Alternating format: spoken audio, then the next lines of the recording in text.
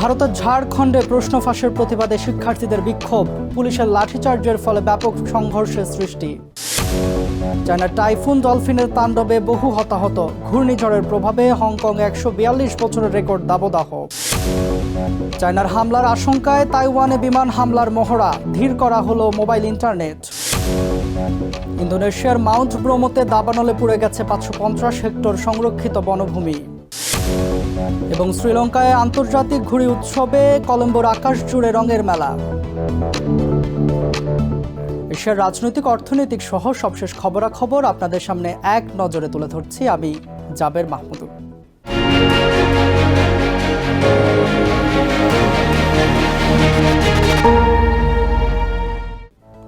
ভারতের সরকারি চাকরির নিয়োগ পরীক্ষায় প্রশ্নপত্র ফাঁস ও দুর্নীতির অভিযোগে উত্তাল পূর্বাঞ্চলীয় রাজ্য ঝাড়খণ্ড।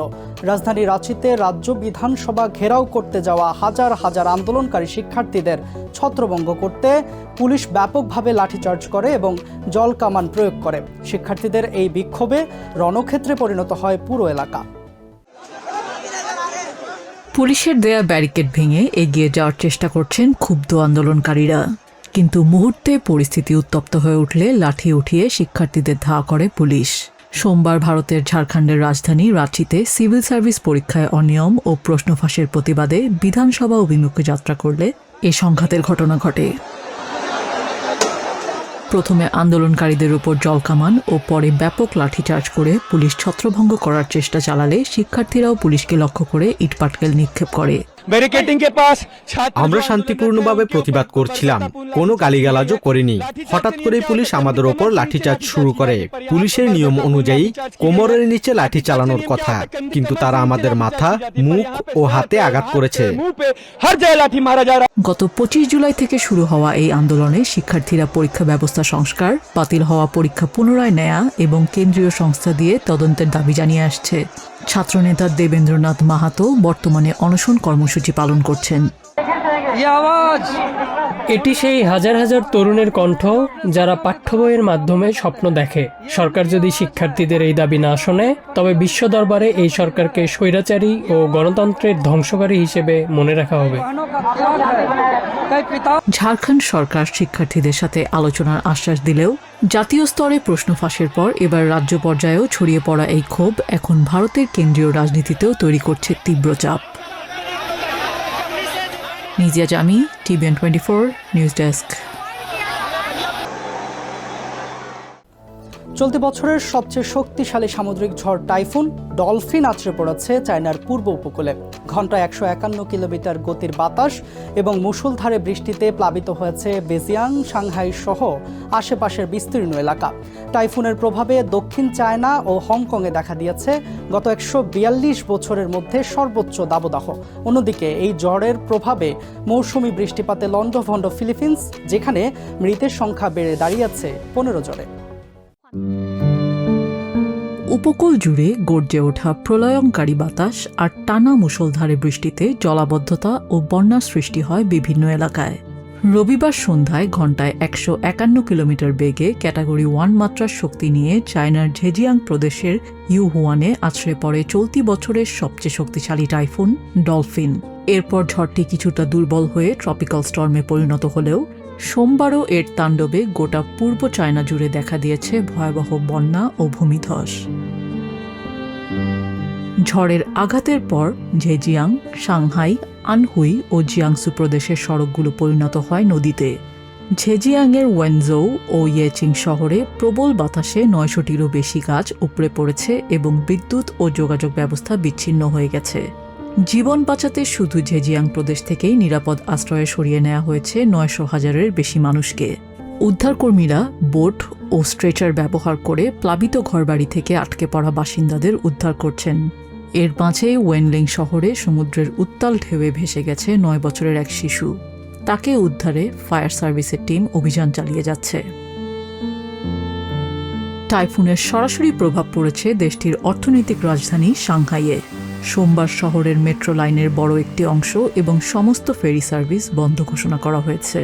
বাতিল করা হয়েছে 1300-টিরও বেশি অভ্যন্তরীণ ও আন্তর্জাতিক ফ্লাইট। আমি টানা 10 বছর ধরে সাংহাইয়ে বাস করছি।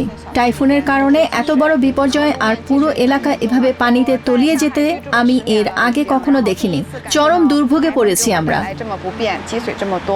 পূর্ব চায়নায় যখন ভয়ঙ্কর বন্যা চলছে তখন টাইফুনের বাহ্যিক শুষ্ক ও উষ্ণ বায়ুর প্রভাবে চরম বৈপরীত্য দেখা গেছে দক্ষিণ চায়না ও হংকংয়ে। রবিবার হংকংয়ে তাপমাত্রা পৌঁছায় 98.42 ডিগ্রি ফারেনহাইটে, যা 1884 সালে সরকারি হিসাব শুরুর পর থেকে গত 142 বছরের মধ্যে সর্বোচ্চ তাপপ্রবাহের রেকর্ড। আজকের আবহাওয়া অবিশ্বাস্য রকমের উত্তপ্ত। এটি গত 140 বছরেরও বেশি সময়ের মধ্যে সবচেয়ে গরম দিনগুলোর একটি। টাইফুন ডলফিনের প্রভাবে পুরো দক্ষিণ চায়না জুড়েই তীব্র গরম অনুভূত হচ্ছে। টাইফুন ডলফিন চায়নায় আছড়ে পড়ার আগে তাণ্ডব চালায় জাপানের দক্ষিণাঞ্চলীয় ওকিনাওয়া ও আমামি দ্বীপে। সেখানে 50,000-এর বেশি ঘরবাড়ি বিদ্যুৎহীন হয়ে পড়ে এবং অন্তত 6 জন আহত হন। বর্তমানে জাপান সাগরে আরেকটি নতুন ট্রপিক্যাল স্টর্ম চানহোম ঘনীভূত হয়ে জাপানের মূল ভূখণ্ডের দিকে এগুচ্ছে।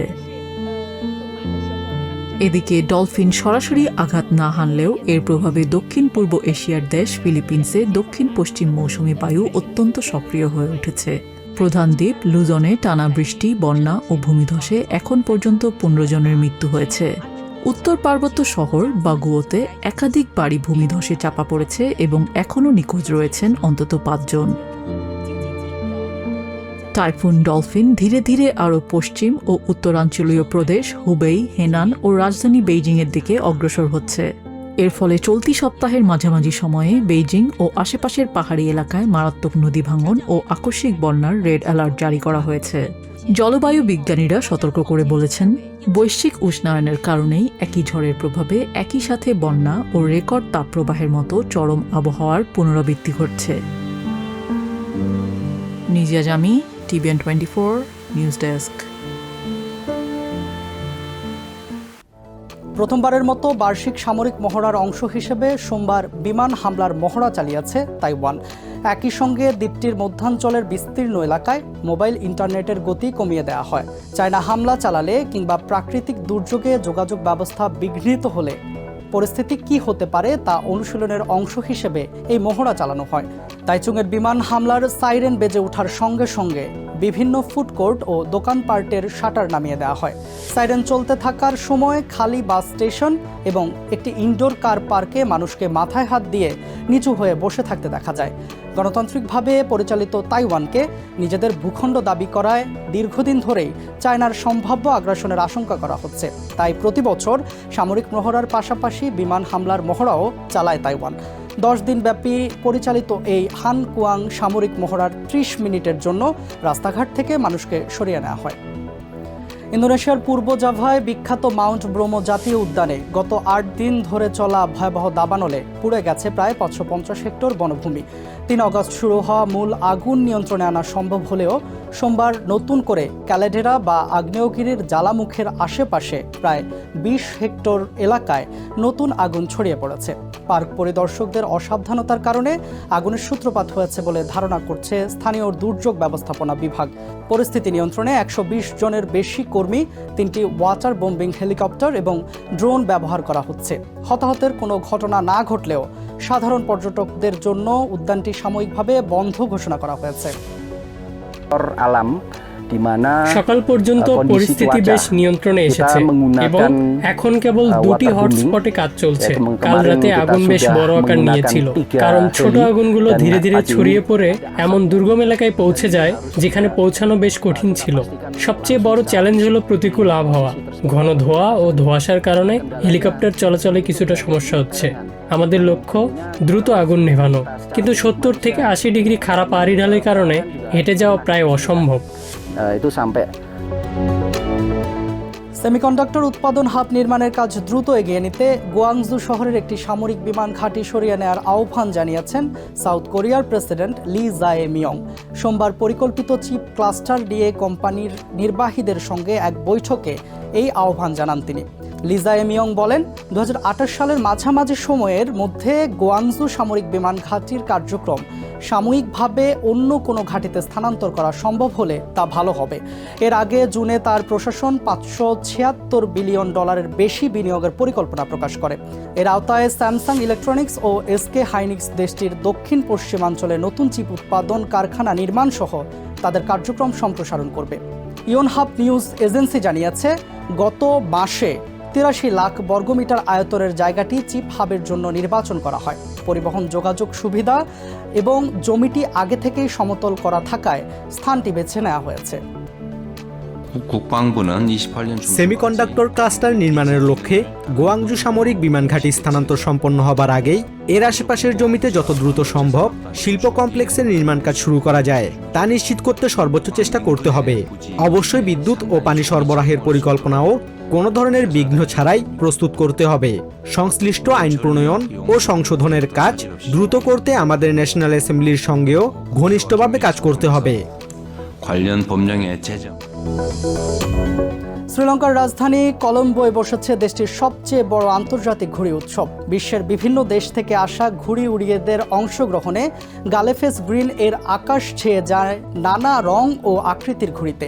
পরিবার, পর্যটক আর ঘুড়ি প্রেমীদের মিলন মেলায় পরিণত হয় সমুদ্র তীরের এই এলাকা। উৎসবের বিশেষ আকর্ষণ ছিল শ্রীলঙ্কায় প্রথমবারের মতো আয়োজন করা রাতের ঘুড়ি উৎসব। শ্রীলঙ্কার রাজধানী কলম্বোর আকাশ রবিবার ছেয়ে যায় শত শত রঙিন ঘুড়িতে। গালেফেস গ্রিনে বসেছে দেশটির সবচেয়ে বড় আন্তর্জাতিক ঘুড়ি উৎসব। বিশ্বের বিভিন্ন প্রান্ত থেকে আসা দর্শনার্থীদের পাশাপাশি এতে অংশ নেন স্থানীয়রাও। এটি এই উৎসবে আমার দ্বিতীয়বার আসা। আমি খুবই আনন্দিত। স্থানীয় ও বিদেশি অনেক মানুষ এখানে দেখতে এসেছেন। সত্যিই দারুণ। সমুদ্র তীরের এই আয়োজনে পরিবার, পর্যটক ও ঘুড়িপ্রেমীদের ভিড় ছিল চোখে পড়ার মতো। নানা আকার ও রঙের ঘুড়ি উঠতে থাকে কলম্বোর আকাশে। আয়োজকদের লক্ষ্য এমন আয়োজনের মাধ্যমে বিশ্ববাসীর কাছে শ্রীলঙ্কাকে আরও আকর্ষণীয় পর্যটন গন্তব্য হিসেবে তুলে ধরা। উৎসব দেখতে স্থানীয়দের পাশাপাশি বিদেশি পর্যটকরা ভিড় করেন। দ্বিতীয়বারের মতো উৎসবে এসে আনন্দিত দর্শনার্থীরাও। This is a beautiful kite festival. I've never seen anything like it. It's such a family-friendly festival, and right on the beach here, and the wind is beautiful, the people are beautiful, the weather's all beautiful. আয়োজকদের তথ্য অনুযায়ী 30টি দেশ থেকে প্রায় 80 জন আন্তর্জাতিক ঘুড়ি উড়িয়ের পাশাপাশি এতে অংশ নেন 1,500-এর বেশি স্থানীয় অংশগ্রহণকারী। শুধু একদিনের আয়োজন নয়, এবারের উৎসবটি বিস্তৃত হয়েছে সপ্তাহব্যাপী কর্মসূচিতে। The kite festival is very good. I think it's the best in the world. One of the best of the world kite festival. এবারের উৎসবের অন্যতম আকর্ষণ ছিল শ্রীলঙ্কায় প্রথমবারের মতো আয়োজন করা রাতের ঘুড়ি উৎসব। আলোকসজ্জায় সজ্জিত ঘুড়িগুলো রাতের আকাশে উড়তে থাকে, যা কলম্বোর আকাশরেখায় তৈরি করে ভিন্ন এক দৃশ্য। কর্মশালা, সাংস্কৃতিক আয়োজন সহ নানা অনুষ্ঠানের মধ্য দিয়ে চলবে এই উৎসব। আয়োজকদের আশা, আন্তর্জাতিক এই আয়োজন শ্রীলঙ্কার পর্যটন শিল্পকে আরও এগিয়ে নিতে ভূমিকা রাখবে। Nahid Sihan, TVN 24 news desk. এক নজরে প্রতিদিন এশিয়ার খবর জানতে চোখ রাখুন TVN 24 নিউজ নেটওয়ার্কের ইউটিউব ও ফেসবুক পেজে।